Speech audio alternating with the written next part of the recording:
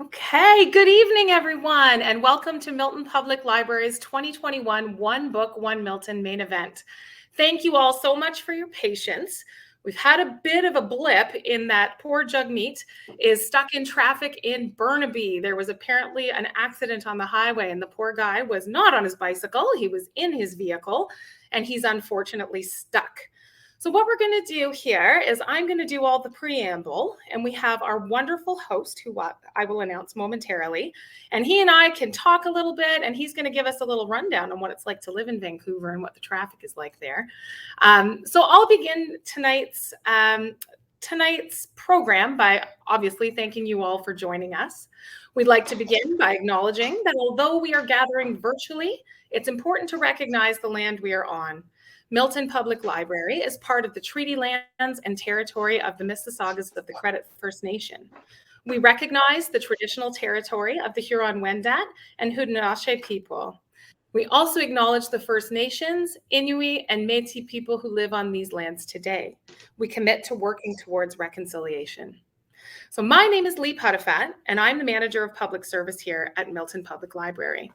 It has been an exceptional couple of years for everyone around the world, as we've all dealt with the innumerable ways in which the pandemic has affected our daily lives. We are so incredibly proud of our staff here in Milton for their ongoing commitment to serving the members of our community in dramatically challenging times. Through the closures and reopenings, the lockdowns and uncertainties, our staff showed up every single day to help our patrons read, learn, create, and connect, and we are forever grateful. I would also like to acknowledge and thank our superstar Chief Librarian, Mark Williams, for his guidance, support, and tireless devotion to ensuring that Milton Public Library is and remains a safe, inclusive, and innovative hub for all members of our Milton community. We are all truly inspired by your vision, Mark, and cannot thank you enough for the exciting new opportunities you've created, even throughout the pandemic. So before we begin, I'll share a few housekeeping items with you. Tonight's program will begin eventually after these introductions of our esteemed host and author. It'll be followed by about 40 minutes or so of conversation between them about this year's One Book, One Milton selection. During this time, we invite you to share your questions using the Ask a Question function at the bottom of your screen there. And I'll reappear later this evening to share your questions with our guests. And we do remind you that Jagmeet is here this evening as an author, not as a political figure. Also, a new feature this year, you can actually click the Buy the Book button down there and purchase the title directly from Milton Public Library, and we'll ship it right to your door. Of course, we have many copies available for our patrons to borrow at any of our branches or through our online cloud library collection on our website. So now, without any further ado, it is my absolute pleasure to introduce tonight's featured guests. Returning to Milton Public Library to host tonight's 2021 One Book, One Milton main event is CBC's Michael Serapio. So Michael joined CBC News in 2010 to host the breaking news desk on CBC News Network. He's been anchoring since 2011 and is the weekend daytime anchor on the news service. Michael also hosts the school current affairs program News in Review and can be heard occasionally on CBC Radio 1. So welcome back, Michael. I'm going to toggle you on screen now. Can I tell you, I can't believe this is like the 8th year in a row. Right? It's been our third. Yeah, that's amazing. Yeah, it is pretty amazing. And I'm going to call out Mark at this moment in time to your chief librarian, because 8 years ago he said, yeah, we'll do lunch. Really can't wait. Well, Michael, on the plus side too, Jagmeet has just joined. I've just invited him on screen. So while we're waiting, why don't you tell us about Vancouver traffic? Well, we were talking about this, and I don't know if Jagmeet can hear me. You take care of the technical, because I'll also tell the people that are logging in right now. I'm now on my camera phone, because even though this is a Chrome get together, my Chromebook we couldn't figure it out. Here's the truth of it. I'm acceptable on camera, but if I'm trying to solve a camera, have no clue. Uh, and so I had to switch over to my phone. So I'm going to let Lee focus on Jagmeet because I don't know if there's going to be any technical issues there. Although I don't know if he can hear me. Jagmeet is, just to repeat what Lee said, is delayed because he got caught up in traffic in Vancouver. And in the early 2000s, lived in the BC Lower Mainland. I was a reporter for another network. Making my way around the greater Vancouver region. And the challenge, it's why Vancouver is so beautiful is decades ago, they made this decision not to build this ring road highway around the city. Right. But the result of which is that you're essentially driving down main roads. So, maybe 4-lane roads to try to get across a region much like the greater Toronto area. So you can, like, one accident will throw you off. One bad rainfall will throw you off. Certainly snow in Vancouver will throw you off. So my sympathies with Jagmeet, because I totally have been there. I completely understand the dilemma of getting caught up in Vancouver traffic. Well, the good news is he's been invited, he's accepted, and we're just waiting for him to pop up on the screen. So that's pretty exciting. Right. That's great. You know what? I'm glad that you did the whole introduction, because as you're doing that introduction, I thought, I forgot the book at the other side of the room. So I actually disconnected, ran and got the book. So, so I have it here for our discussion. Wonderful. And Jagmeet's been amazing. So of course, ordinarily in better times, we would be doing this live in person here in Milton. Last year we hosted Samra Habib, and that was an amazing event, over like 500-ish people. It was great. But Jagmeet's been so generous, and we've actually mailed him the big copy. I don't know if our patrons have seen it in our branches, but we have a huge foam core of the book cover, and he's going to sign it for us in BC and send it back to us. So we really appreciate that as well. He'll go on our wall of fame. Yeah. I can't wait until we can restart the actual event at the theater by the library, because it's a real intimate moment.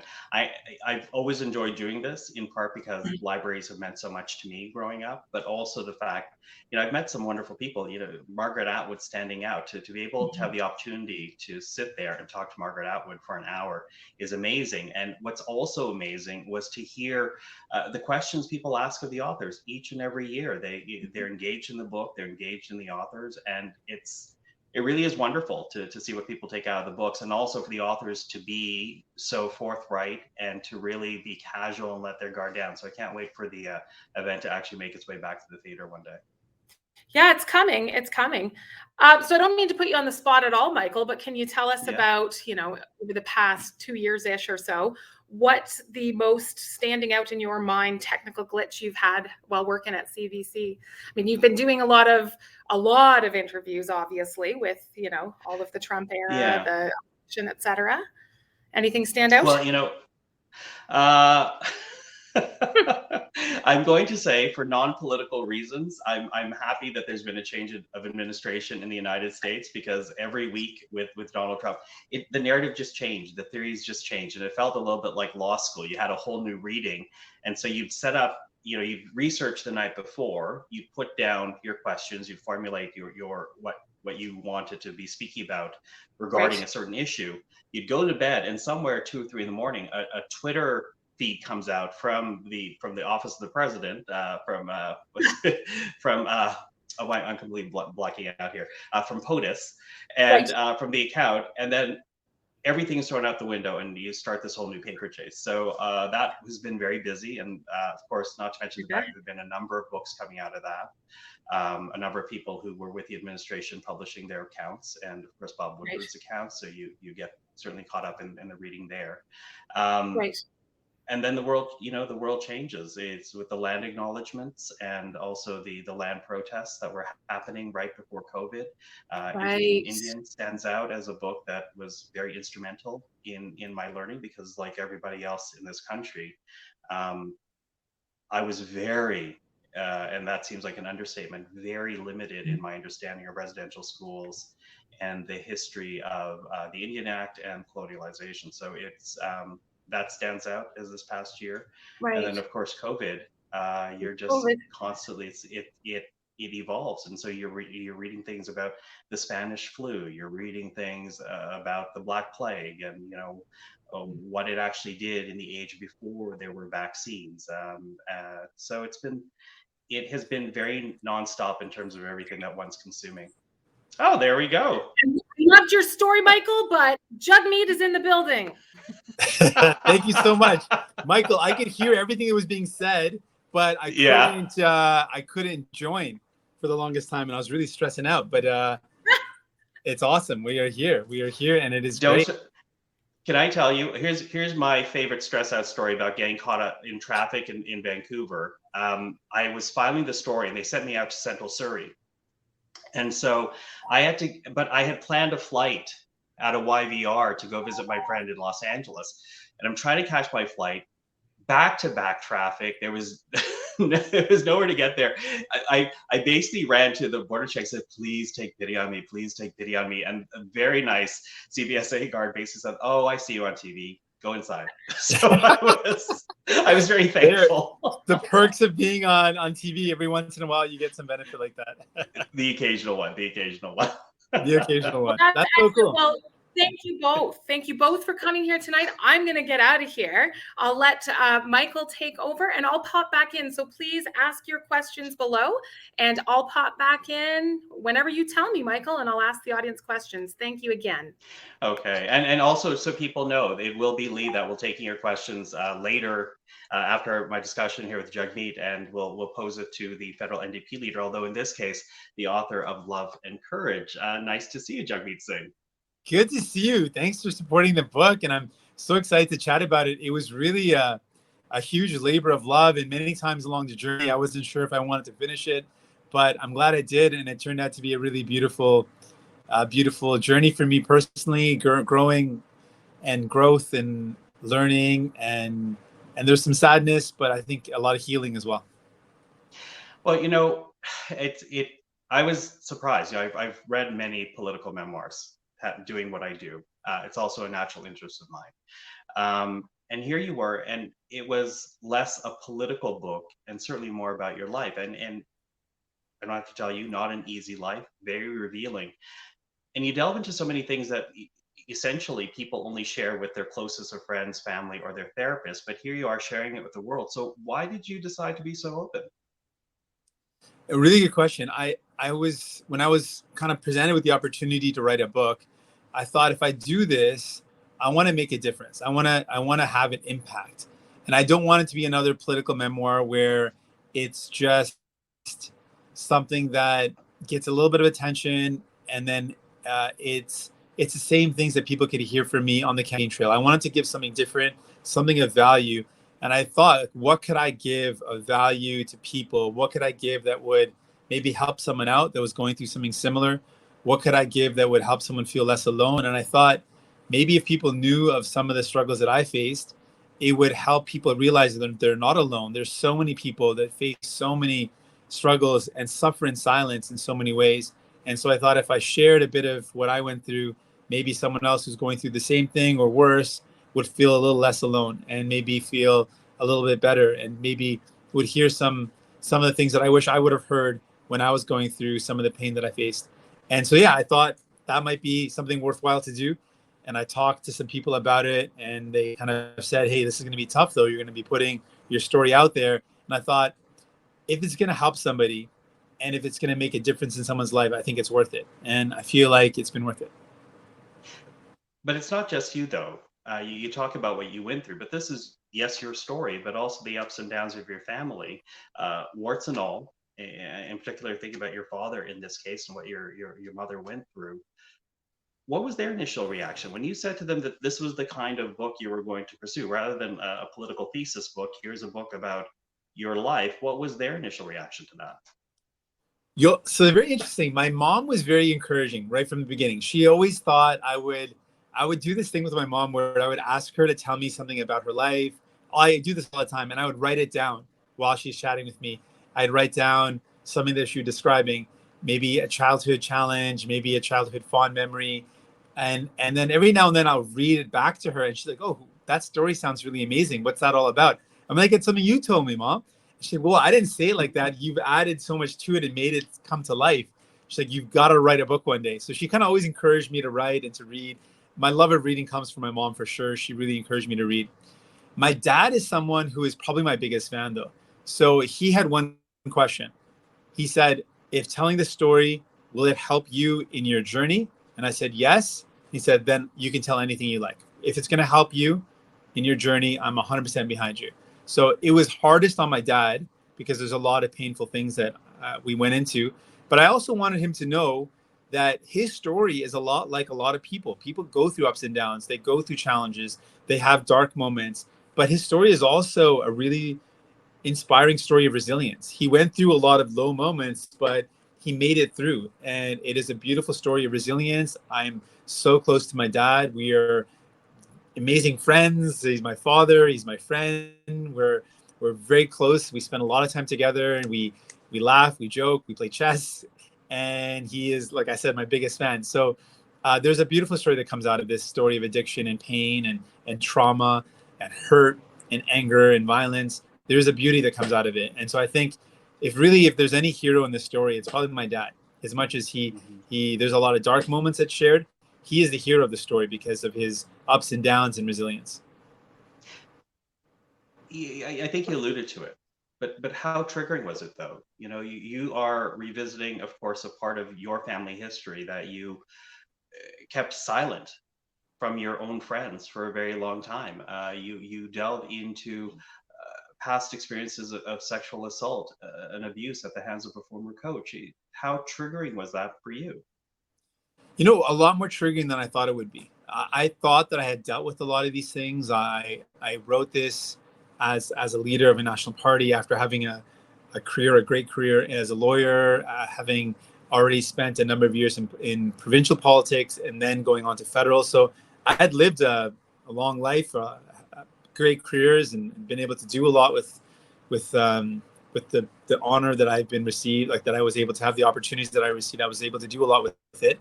So I thought I was past a lot of these things, but in writing it, it really brought up a lot of the trauma that I had ignored. And one of my friends told me this, and it's really true. People who are survivors, who go through trauma, whether it's violence at home or sexual assault survivors, there is a thing that we do as survivors where we can compartmentalize. You can have all this trauma and all this pain, and you can have it over here, and then you can live your life as if you don't have any of that trauma. You can kind of compartmentalize.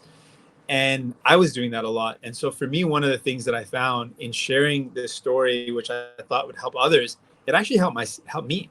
I really looked at some of those really difficult moments that I went through and realized like they were a lot harder than I admitted. I thought about some of the challenging times and how painful they were. And I realized they were a lot more painful than I had given myself the grace to experience. And a lot of what I went through, I just kind of pushed through. My dad was dealing with his alcoholism, and it was so bad, and the family was so torn, and things were so painful. When I was a kid and I was sexually assaulted, and I didn't tell anybody in my life until I was 20, 22, 23. Like I didn't talk to a single person about what I'd gone through as a 10-year-old, 12-year-old kid. These are things that are not healthy. Like you've got to talk about the pain. You've got to speak to people about it. And I didn't talk to anyone. I thought it was my own fault. I felt shame. I felt guilt. I didn't want to talk about what was going on at home because I didn't want people to judge my dad, and I loved him. I didn't want people to know about the pain we were going through. And so a lot of shame, a lot of guilt, and a lot of closing up and not talking. So yeah, the story writing and sharing my story really helped me grow, in addition to hopefully helping people that are living through this or have lived through this as well. So you obviously cover a lot in this book, as we say, your trauma at being sexually assaulted by a former coach, your family experience with alcoholism, towards the end as well, your decision to enter politics. But you know, one of the things that also stands out is your faith and some beautiful words that you write about Sikhism. Do you by chance have a copy of the book with you? I don't have one with me, but I know it pretty well. Forgive me that I'm going to read to you your own words then. Okay, I'm going to do this a couple of times because for people that are thinking of have not yet had a chance to read the book. It says here, the founding principle is the belief in oneness, or I'll ask you to, it's the Punjabi word. God. And it's a belief that deep down we are all connected. In fact, it's a belief that everything is connected. Each of us, human beings, alongside the life forms and forces we share this planet with. A common analogy used to understand the principle of oneness is to see yourself as a drop of water in the ocean. Individually, you are unique and separate, but together with all the other drops, we become an ocean. The goal is not simply to understand this connection, but to live and experience it through love. Love for the universe and all things in it, love for yourself, and love for others. It is so beautiful the way you describe the principle, the basic principle of your faith. How has Sikhism shaped your life? That principle there is probably the foundation for everything I believe in. That is something that my mom taught me as a kid, that this idea that we're all one. And I jokingly say when I tell people about it that as a kid, I initially thought that sounded a little bizarre and a little bit too like new age and hippie. Like, how are we all one? We're so unique. We're so different. We come from different lives and we've lived different experiences and we speak different languages, eat different foods, and we've got different beliefs and different values in so many ways. How can we be one? It just sounds too out there. It doesn't make sense. But as I grew older, this idea really stuck with me, and as a practice, like we have a practice of seva in the Sikh spirituality where you do selfless service. So maybe at a meditation session, people take their shoes off in a common area before going up into the room to meditate, and there would be people that would kind of brush off your shoes, so you come back and your shoes would be cleaner than you left them. And you would never know who did it. No one would say, hey, I'm the one that cleaned your shoes. Your shoes would just be nicer. You just come back and go, oh, someone dusted off my shoes and cleaned them. And this concept of seva was that when you serve and you do selfless service, you're not just serving another person, you're serving yourself, because that person is you. You are really one. You're connected. And it's a way to understand that when we care for others, we're also caring for ourselves. We are that same person. And I really grew to believe in this. It's a foundation why I fight for justice, why I believe in fighting against all forms of prejudice, why I want to fight against systemic racism and homophobia, why I want to fight against inequality as if it impacts women, why I want to care for the environment. Is really, this is my foundational belief. It's looking at the world and truly believing if we were one, if we were all connected, how would we act? Not just that I would do to someone what I would expect done to me, but that person is me. And if I hurt them, I'm literally hurting myself.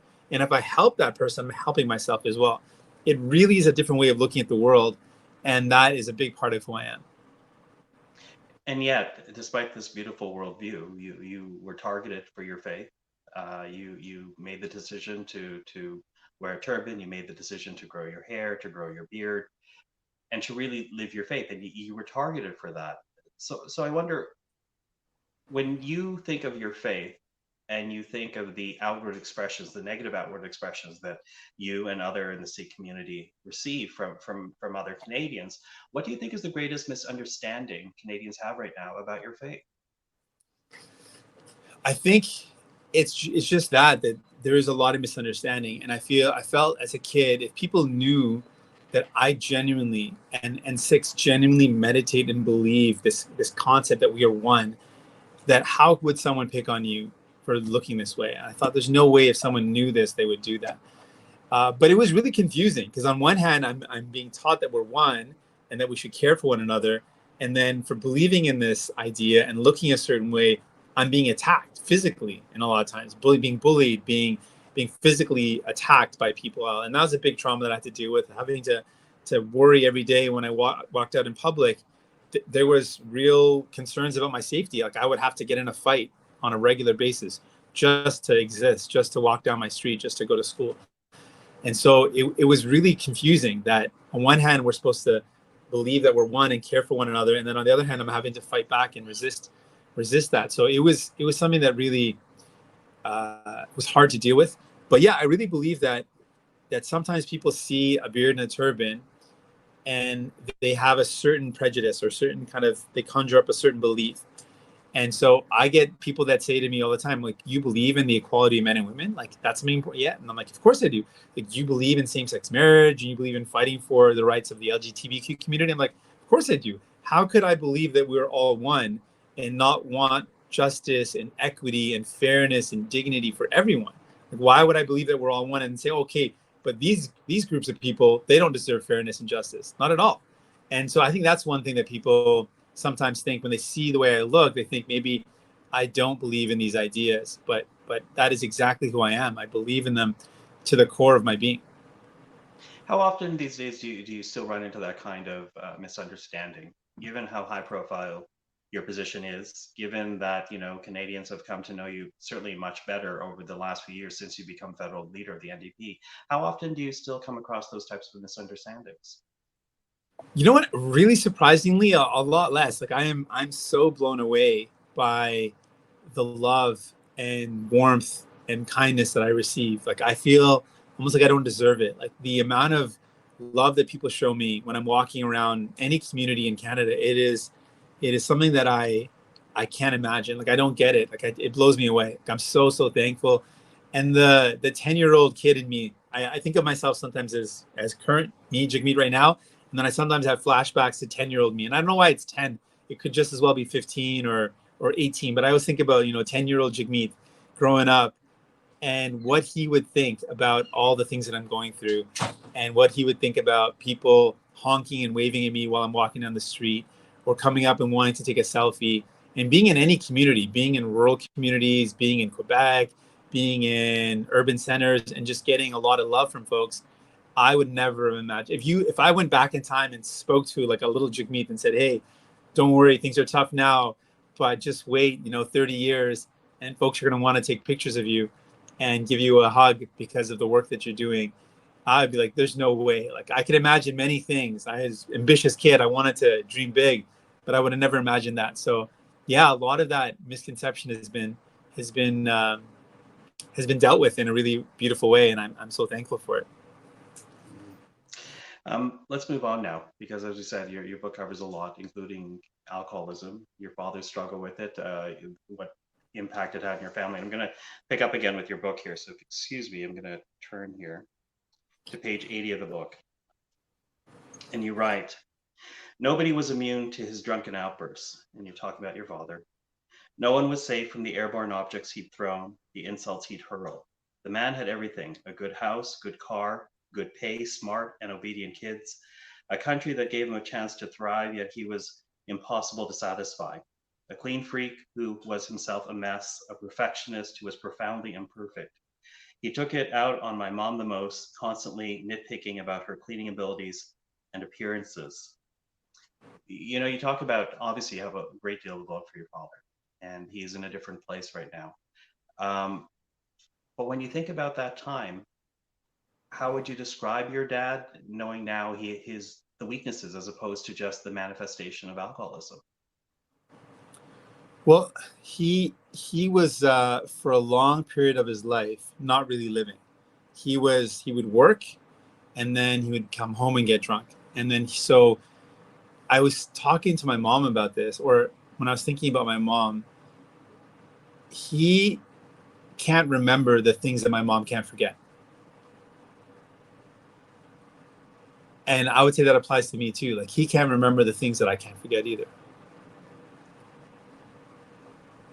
So it was hard because the dueling concepts of someone who is so generous. My dad, even in his worst times, was always the most generous person. He would give anything for his kids, and he's that way now, on steroids. He's the most giving person, but he could be so loving and generous and kind, but then so hurtful. And when someone's addicted, they hurt everyone around them. Like there was the fear of violence always. When I was little, and he was obviously a lot bigger, there's always this fear of violence. There was the violence that we saw, and then the violence that we didn't know exactly what was going on late at night, crashing, banging, and not knowing exactly what's going on and just being afraid. So there was this constant sense of fear. It's kind of like a constant sense of fear. And I don't think I let myself reflect on that fear because I was worried about my younger brother and sister. So I would often kind of bring them together at night when things were really loud and things were crashing and banging, and we'd sit together and meditate together, or I'd sit together and say, "Hey, it's going to be okay." And I didn't know if it was going to be okay or not, but I just wanted them not to worry. So it was a really scary time. It was probably the hardest thing I had to deal with was my dad's addiction, because the duality of it. Like I can think back and think that my coach who hurt me was just a bad person, and he didn't know. he didn't owe me anything. He was my coach. Maybe he should have had a responsibility to take care of me, but he wasn't like a blood relative. He wasn't my dad. So I can kind of wrap my head around that he would hurt me and manipulate me and be kind and mean at the same time. I can wrap my head around that because that was, maybe he was hurt in his own life, but him hurting me was confusing, and it was something that traumatized me for a long time. But the problem is that my dad, I knew, genuinely loved me, and I couldn't understand why someone that loves you would hurt you as well. So that was the hardest thing to understand. You don't have to answer this question if it's too personal. But my ex-partner had addiction issues, and so he went to AA and NA, and through that experience, I learned about something known as the X factor, the hurt that's inside people who suffer addictions that lead them to become addicts. Did you ever learn about what his X factor was? I don't think he could put his finger on what it was exactly. I think there was a lot of different things. There was a lot of different things that all compounded. And I think he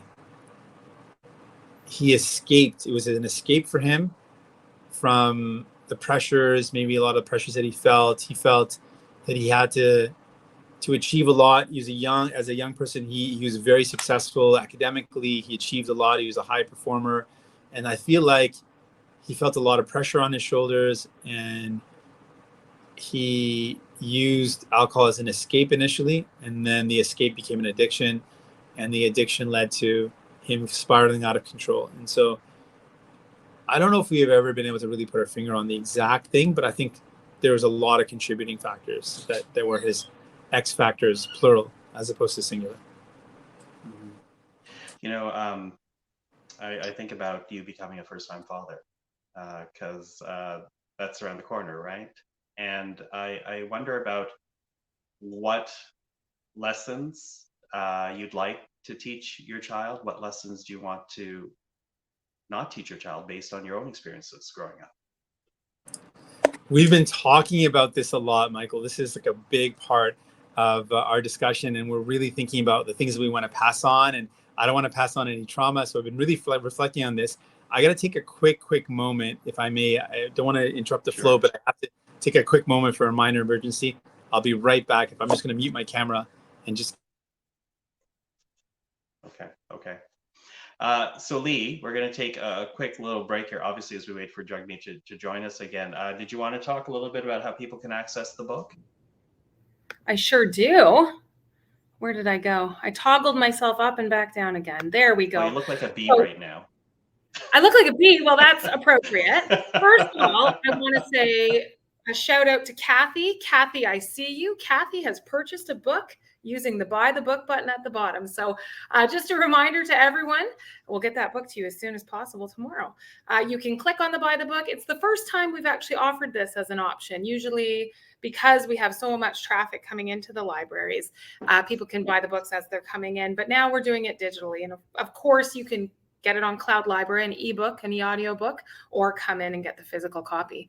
It looks like Jagmeet is back. I'm back. Thank you so much for your patience. Wonderful. Anytime. That felt a little bit like PBS, to be perfectly honest. I love the smoothness of the transition in. That was really well done. I forgot to ask our friend's name who jumps in every now and then. Oh, that's Lee. Lee is amazing. That's awesome. Lee is amazing. Oh my God, I love both of you. Thank you. So the thing I want our child to know about addiction. It turns out there's a hereditary or genetic factor around addiction. It turns out in my family, my dad faced it. His grandfather also struggled a little bit with it, and my dad's cousins on his mom's side, two of them lost their life to addiction as well. So that is something that I don't want to burden a kid with that, but I just want to have them aware about our family history around it and be very careful around how addiction can ruin your life. And so I would share that in a way that hopefully gives them the ability to make good decisions around that. So that's one thing. I want to just, I had a lot of freedom as a kid, and I really like that. And I think that's something really beautiful. And I feel like there's a lot of concerns around people kind of monitoring their kids and being on top of things. And I feel like to give kids a space to kind of blossom and to bloom and to do their own thing. I feel like if I provide a lot of love and support, my wife and I, if we provide a lot of support and a lot of love and some structure, and then really a lot of flexibility to do what they want, that's kind of what I want. But I say all these things and you never know, right? I'm going to figure this out as I go. So I love kids. That's one thing for sure. And I've got lots of patience. And my brother has a daughter. So my niece, I'm over the moon about my niece. And she loves when you do certain things again and again. And I love to be repetitive. So my wife tells me that I have like a certain number of stories. And then once I hit them, I just go back and start repeating the same stories again. So that doesn't work with most audiences. But with my niece, she loves when I do the same funny thing that makes her laugh. So I feel like that part of parenthood, I'm ready for it. Well, you're right in terms of you really can't plan it. Your child will tell you where they want to go. Listen, you mentioned your coach, and obviously this is not an easy part of the discussion, but I think obviously it plays highly in your book because you think it's an important issue, and so I do want to talk about it. And I'm going to turn to page 99 in your book. And this is when you began private lessons, quote unquote, with your Taekwondo coach. And as you went to the backyard of his house in Windsor, this is where the narrative picks up. You're early, he said, sitting up in his chair. I looked at my watch. Not really. I thought, I'm just on time. I was more surprised to see that the only garment Mr. N, you name him, but we just call him Mr. N, was wearing was a leopard print Speedo. He looked down, registering my surprise, and laughed. He stretched a little before opening the back door and gesturing me to head inside, inside. Before I could take my first step downstairs, though, he stopped me with a hand on my back. Nope, this way, he said, pointing upstairs. You'll see, this is a very different program. I'm going to end it there. Because again, not easy, obviously, for you to relive, and not easy for people to read. But you talked about remaining silent for a long time. Can you build on that? Because in terms of understanding the kind of trauma this creates, I think that was a very interesting part of your book as to why you remained silent for so long. Yeah, this was something, I mean, this is probably one of the things that I wanted to share. And I felt like a lot of people who've gone through something similar have experienced the same emotions. And I thought if I could help folks out, both with survivors of addiction, children or loved ones that have people in their life that are addicted, and survivors of sexual assault, a couple of things that happened. One of the things that happened for me is because I was dealing with a lot of trauma at home, and as the eldest, I put a lot of responsibility on myself. So I thought, even though as a kid, I thought that I should have known better. I thought that I was a responsible older brother. I took care of my younger brother and sister. I was trying to help my mom out. That I should have. Didn't the abuse start when you were 10? It did. Start when you were just 10? Yeah, it started when I was a little kid. But even at that age, I had given myself this. I was a little bit mature beyond my years in a lot of ways because I had to. I remember many times having to carry my dad. Slumped. He was kind of slumped, and kind of get him up to his room. My mom didn't want to deal with him. My brother and sister were grossed out by him, and I would kind of care for him a bit. Even though he was so hurtful, I also was like sometimes a caregiver and someone who was trying to support him. And then sometimes my mom would complain about my dad, and I would listen to her. So I thought of myself as a lot older than I was. Even though I was just a little kid, I didn't think that. So I thought that I should have known better, that I let myself get into this situation, that no one forced me to go to these private lessons.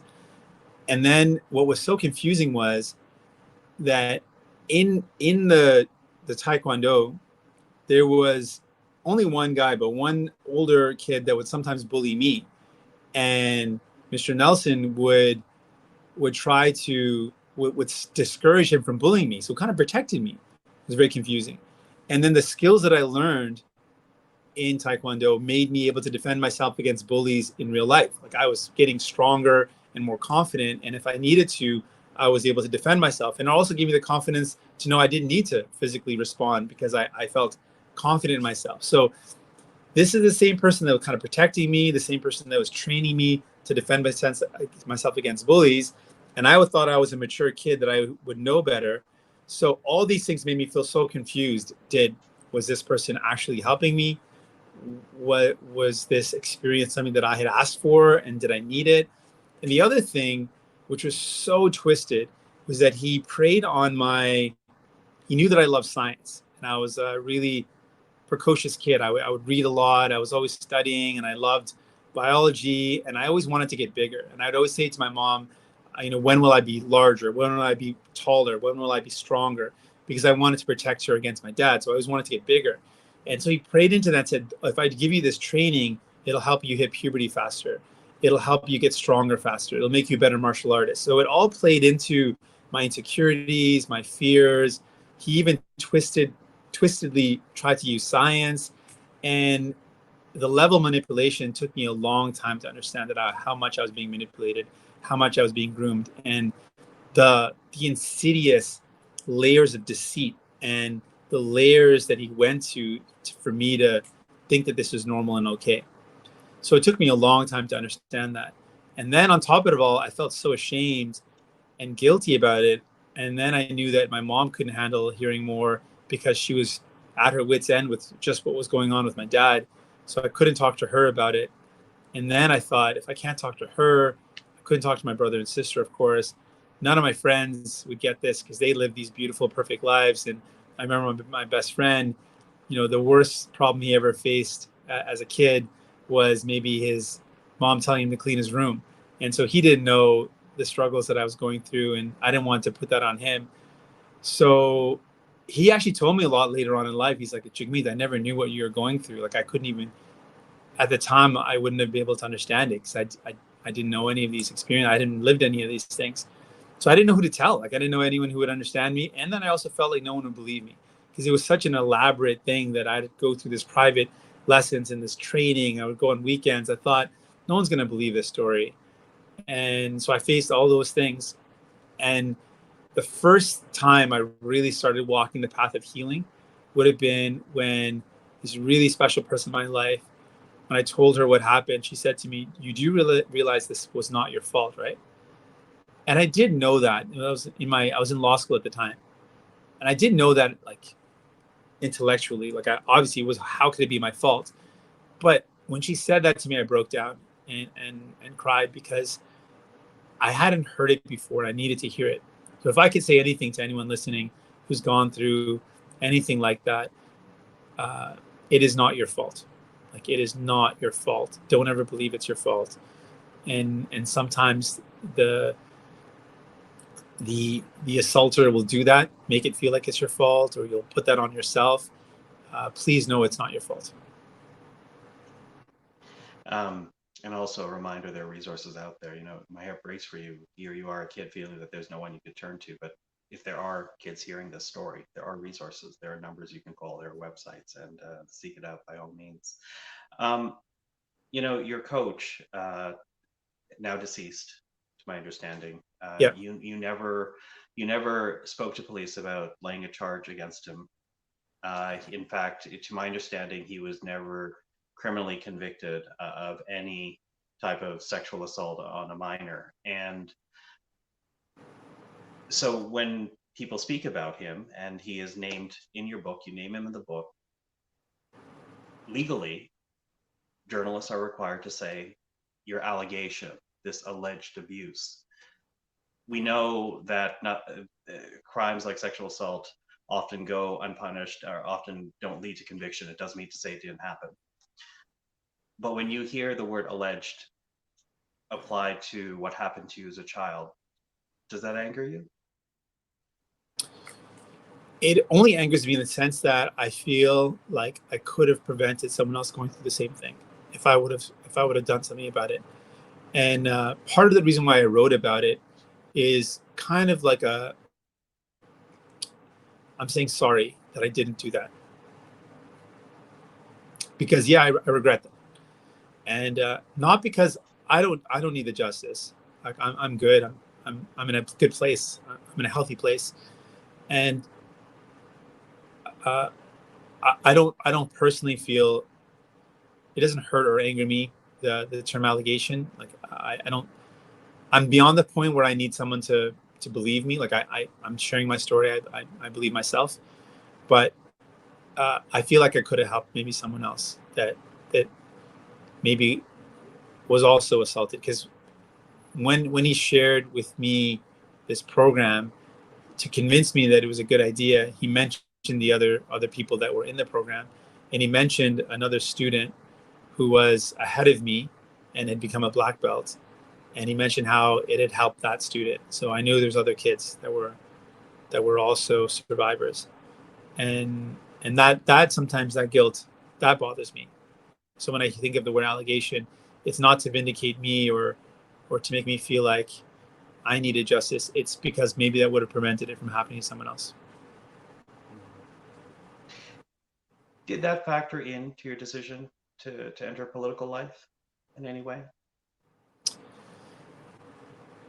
I tried to make this case in the book that, unbeknownst to me, each of these experiences, going through sexual assault, being bullied, having to do with addiction in the household, and then the financial insecurity, and we didn't go into that, but we had a lot of financial insecurity. And it's weird because I had a lot of security initially. My dad was a doctor, a very successful doctor, so we were very financially secure for a long time, and then we lost it all.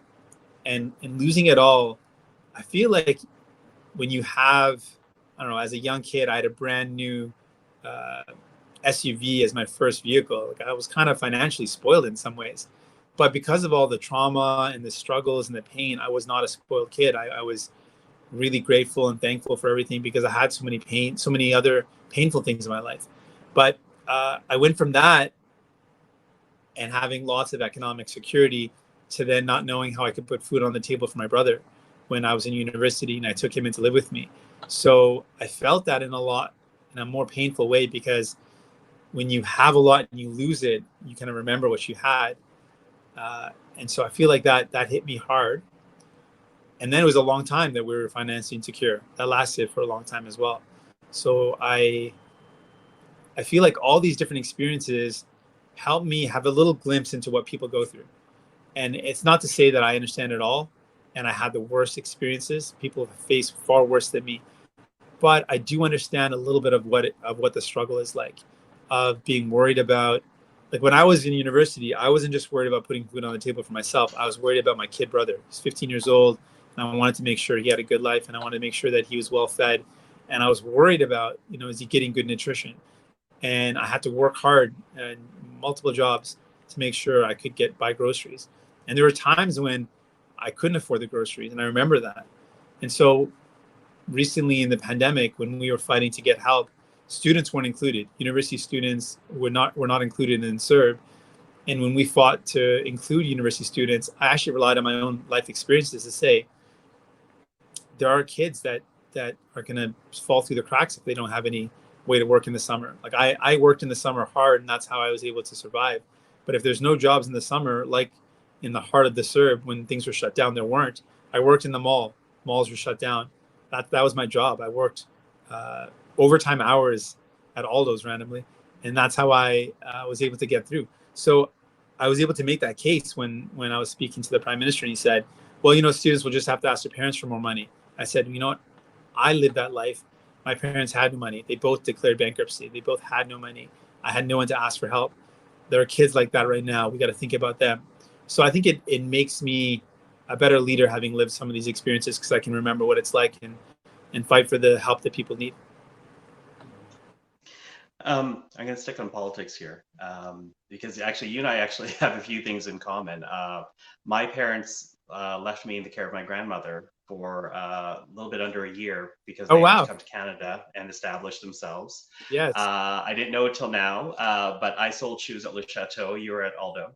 Wow, that's so wild. And yeah, so I immigrated here when I was a kid, and you know, you enter this life of politics, and I was. It is one of these things I marvel at because I'm like, well, you're an immigrant kid. We're all about stability, and essentially, you go for a job where you have to reapply for your job every 2 to 4 years. How difficult was it to leave a career as a lawyer, for which you worked very hard, uh, to then go and take on a political life with the future really unknown? Yeah, that was something I resisted. I resisted it pretty hard for a while, and I was finally secure after so much volatility, insecurity, uncertainty. We had finally reached a point where I was really comfortable as a lawyer, doing well. I loved what I did. I enjoyed my work. And then my father got better. And I remember this special moment when he said, you know, pretty much like, I'll take it from here. And like, he's like, you've been supporting the family, you've taken care of everything, and you've been paying the bills, and you don't have to anymore. I'm good now. And it was a really cool moment because I'd seen him in the ups and downs, and he's back up again. And then I didn't have to worry. So then some of the financial stress was off. But I thought, let's just enjoy this moment now. Let's not take another risk. And so it was my brother and a really dear friend named Amneet who both came to me and said, we've got to do something more. We've got to find ways to give back even more. And they can try to convince me that I was the person that could run and we could do a lot of good work. And I believed that initially I didn't believe that politics was the path. I was very cynical about politicians, so I didn't believe that was a path. They eventually got me to believe. They mentioned folks like Jack Layton, and I was like, yeah, he's someone I'm inspired by. I agree.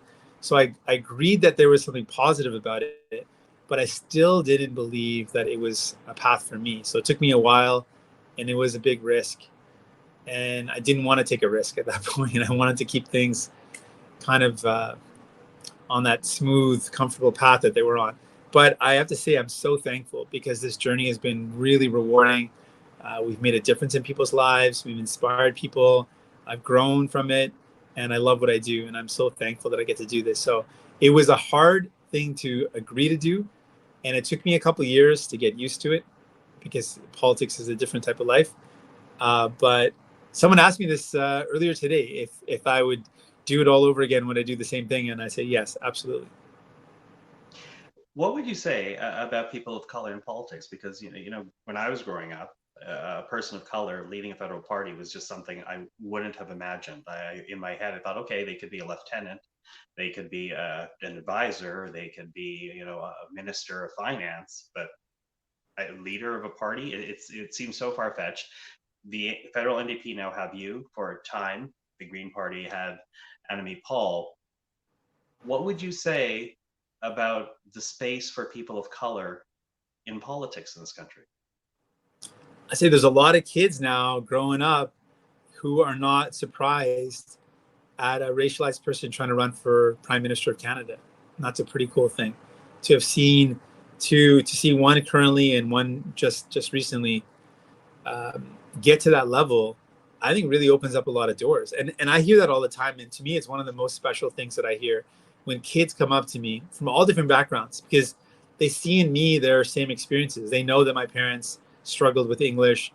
They know that my food that my parents would cook would smell different to kids that don't come from racialized backgrounds or from ethnic food making backgrounds.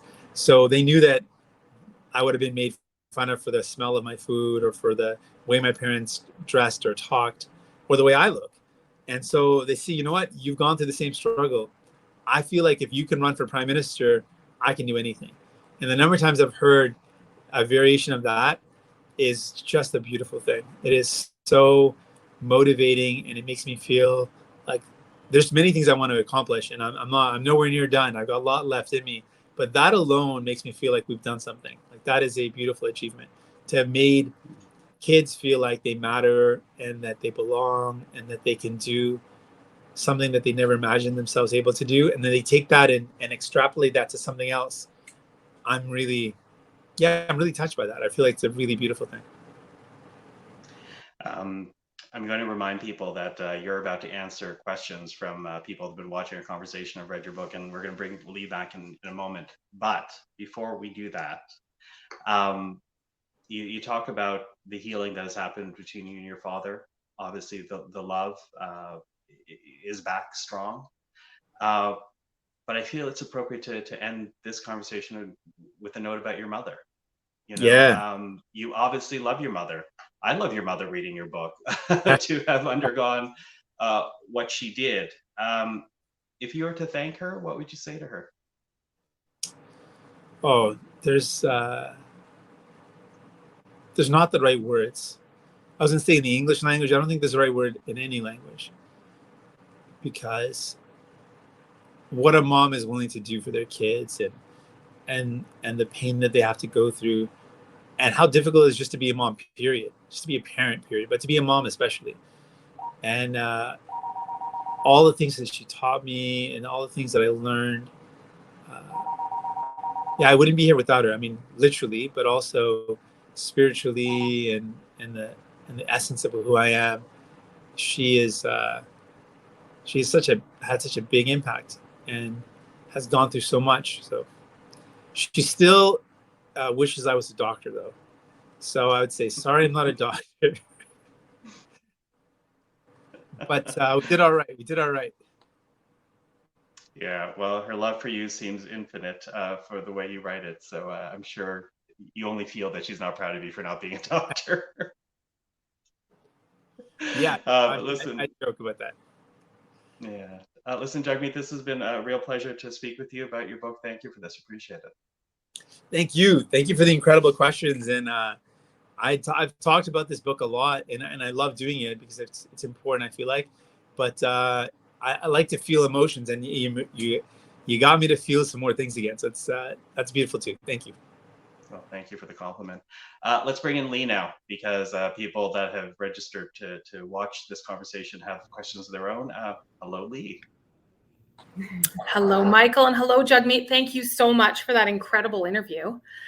So, Jagmeet, I'm Lee. It's really great to meet you. I work with the library. I feel like pokeroo coming in and out. So we do have, throughout the conversation, there was 21 questions posed. Fortunately, a number of them were answered throughout your conversation in multifaceted ways. So thank you so much for that. We do have a question very specifically about libraries. So I'd like to ask you if you could talk a little bit about why public libraries were so important to you, and your thoughts on Milton Public Library's status as the most inclusive space in Milton. Thank you, Mark. Wow. I literally love libraries. I love them now. I love them as a kid. I write about this in the book. They were my safe space, my getaway. The incredible staff at my local public library in Windsor were so amazing. They opened up my mind to so many new books, and books would transport me to a safe place, to a new world. I would, kind of like in the book, in the movie Neverending Story, which is kind of dating myself. A lot of the younger kids or younger folks don't check it out. It's a cool movie from the 80s. But in it, when the character is reading the book, they start reading it, and within a couple of words, they like immerse literally into the book, and they're living in the book world. That's how I felt when I had a really good book. I felt I was in that world, and I was looking around, and I literally imagined myself in that world. It took me to another place. So libraries were that place that allowed me to find these beautiful stories to escape from sometimes the pain or the fear or the worry of my life. So I love libraries, and I love that Milton is considered, or the Milton Public Library is one of the most inclusive spaces in Milton. It's amazing. It's a testament to the incredible librarians. They do this type of work. I'm not surprised, because that's what libraries are to me, an inclusive, safe space that create a beautiful thing for so many people. So thank you to every librarian out there, and to folks listening. Any librarian, you're an amazing human being. Thank you, Jagmeet. It's much appreciated for sure. And we hope you write another book that we can put on our shelves. Oh, I love to. Can I just interject very quickly? Oh, yes. The 80s rock. Don't apologize. They did. I love the 80s. Excellent. Well, I made a pokeroo comment too. So there you go. We're all dating ourselves. So we did have a question about your childhood friend. Do you still talk to Waleed, or did you lose communication with him over the years? No, I still talk to Waleed. I'm really close to him. And he has a son who is now the age that we were when we first met. So that trip, we were playing soccer together. He calls me Uncle Jagmeet. And we were playing soccer. And he was the age, he at the time, now he's older, but at the time we were playing, I've known him since he was a kid, since he was born. We've stayed in touch, me and Waleed, and his kid was the age that me and Waleed were when we first met. And we were thinking, like, we met when we were this age, and we are still friends. So yeah, we definitely are still friends. That's awesome. You know, when you recounted the story of him bringing the truck of furniture to your father's apartment in Windsor when he's trying to reestablish himself, I Google mapped his store. What's the store that Jagmeet's writing about? So I did Google map it. Yeah, he's a super successful businessman as well, and the furniture was like such a beautiful gift. Beautiful story. Well, we have one more question for you tonight, and thank you so much for your time. It says, "Hi, Jagmeet. I love watching your TikToks. Can you tell us about your experience with this platform and how you decided to get on it? And if you could even expand and tell us what it's done for you reaching this entirely new demographic." Sure. Yeah. So I am very open to technology. I'm also old school in that I write with a fountain pen. And I dip it into ink and I pull out the ink, and I love writing with the fountain pen. I have a journal and I have multiple journals for different things, like a parliamentary journal where I write about parliament stuff. I've got a journal where I talk about my ideas. It's called the Idea Journal. I've got one that I talk about so I've got a bunch of them. I've been writing in them since I was a kid. So I'm a bit old school in things like that. Tactile, I like writing with I don't like taking notes on a computer. I love to write with my hand, but I'm also very open and flexible with technology. So what I did is I looked at social media as, if I was walking down the street and I saw a group of people hanging out in a park, I want to walk over and say, "Hey, how's it going?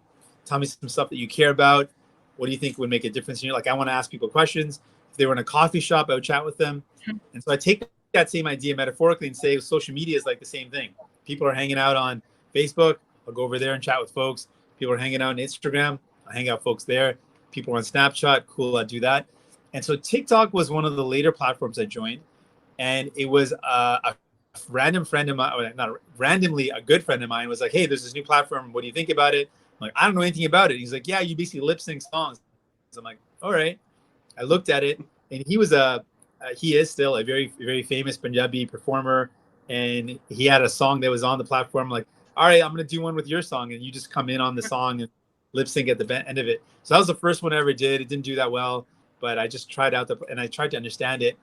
I've come to really enjoy TikTok. I find that it's a really cool platform, really engaging. I'm not sponsored by them or anything, but I just find it's a cool platform, and it's much more positive than a lot of the other like the comments are more positive. It's a lot of creativity, so I like it. I enjoy it. And what's cool about it is there is a progressive feeling on the platform. So when I talk about progressive things, or I talk about like housing and healthcare, people are open to it. So it's kind of cool that I can use it to talk about things that matter. And then the reach, I'm almost at 900,000 followers on TikTok, so nearly 1 million.